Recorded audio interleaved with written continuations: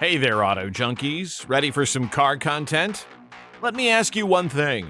What is the first thing that comes to your mind when you think of muscle car? For me, it's the roaring engines and sleek looks.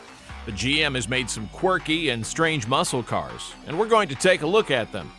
Let us check them out one by one. GM was and is a very large car company and owns several other car companies like Chevrolet, Pontiac, Oldsmobile, and Buick. All of these companies used GM's colonnade-style A-body platform to make their cars in the early and mid-70s.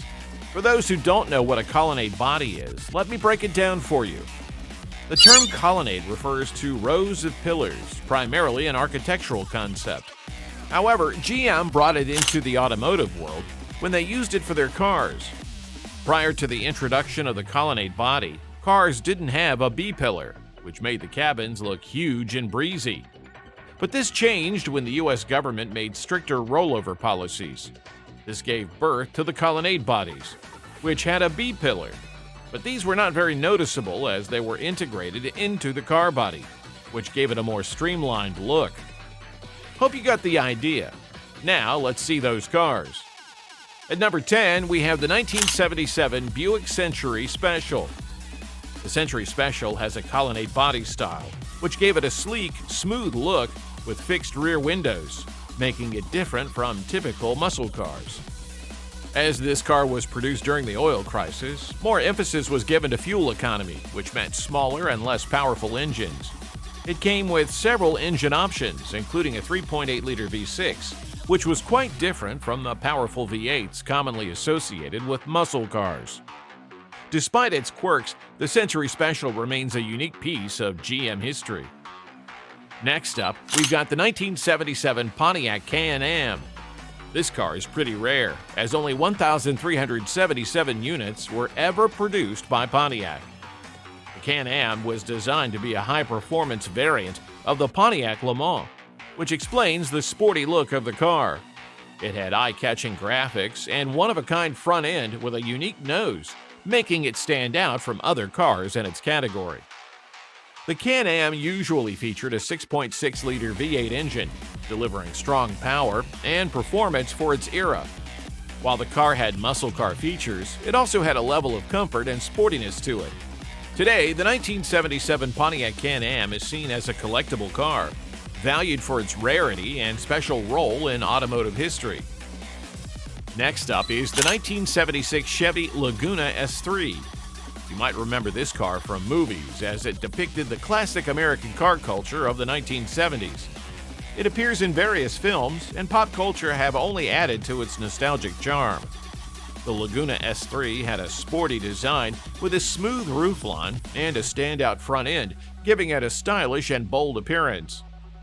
Now, this piece of muscle was powered by a 5.7-liter V8 engine that produced a whopping 200 brake horsepower. That's some solid power right there. This car also took part in NASCAR during the 1970s.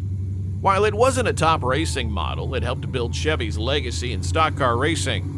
Today, the 1976 Laguna S3 has gained popularity among collectors for its unique style and place in the history of American cars. The next car on our list is the 1974 Oldsmobile 442 Cutlass. Anyone who has driven a 442 Cutlass cannot forget it, as it was remembered for its balancing style, comfort, and performance.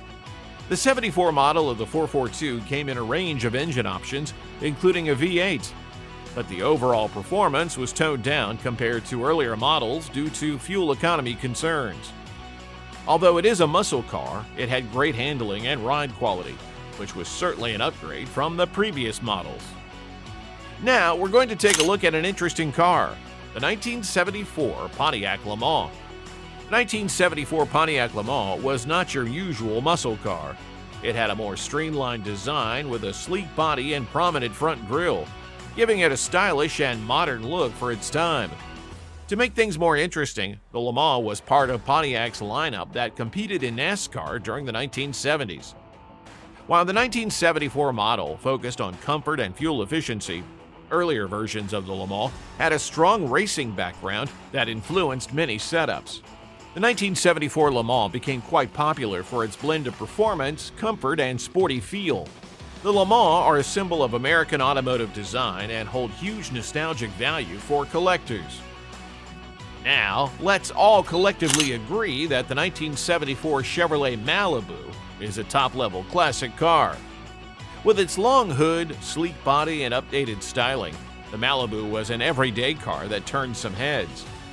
One strange feature of the 1974 Chevy Malibu was its optional moonroof, which was relatively rare for cars in that era.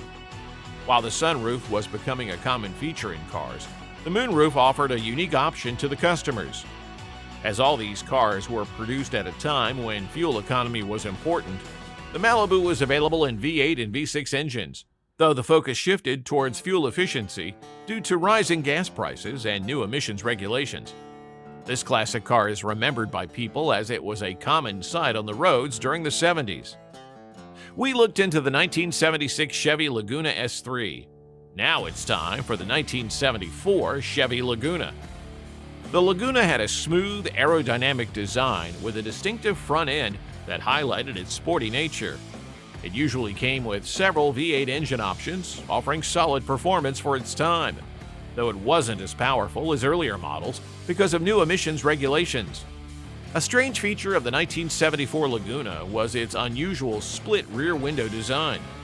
While this gave the car a unique appearance, it also made it harder for drivers to see clearly out the back. It has also appeared in various media, adding to its nostalgic charm and appeal among car enthusiasts. Now it's time for a Buick. To be specific, the 1973 Buick Century Stage 1 Sun Coupe. Like Chevy's Monte Carlo and Malibu, Buick also had multiple models that took advantage of the Colonnade A-body platform. The Sun Coupe was a special edition of the Century, produced in very limited numbers. So naturally, this car is very rare today. It typically came equipped with a 455 cubic inch V8 engine, which is known for delivering strong horsepower and torque. As the car belongs to the muscle car era, the Sun Coupe has performance and comfort. The Sun Coupe featured unique badging and graphics that distinguished it from other Centuries, making it a standout choice for collectors. The second to last car on our list is the 1973 Pontiac Grand Am. This bad boy had a sporty, aggressive design with a long hood and short rear deck, giving it a muscular appearance. The Grand Am was available in several engine choices, including V8 options. The most powerful engine option for this car was a 5.7-liter V8 that produced around 250 brake horsepower, offering a good balance of power and performance. This car wasn't like other muscles. It was a slightly upscale model with a little emphasis on luxury as well. The Pontiac Grand Am is remembered for its style and performance, which helped to define an important time in American automotive history. For the last car on this list, we've got the 1973 Pontiac Grand Am pace car. First off, it's worth noting that this car was the official pace car for the Indianapolis 500 in 1973. The 1973 Pontiac Grand Am pace car belongs to the second generation of the Grand Am lineup. The 1973 Grand Am offered a range of V8 engines, with the most powerful being a 400 cubic inch 6.6-liter engine that delivered impressive performance. The pace car version often had unique graphics, special paint schemes, and other features that set it apart from standard models. All these features came together to make it a collector's dream, and now it's highly sought after. Now that's it for today's video. What did you think about these cars? And which one of these is your personal favorite?